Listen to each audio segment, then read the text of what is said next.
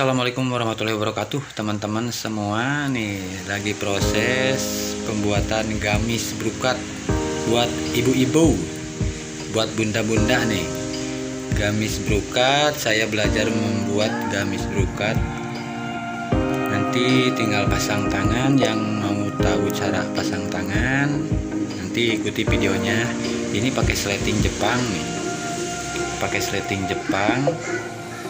Tuh, jadi nggak kelihatan ada sleting kalau di sletingin. Ke atasnya polos nih. Nah, tinggal pasang tangan.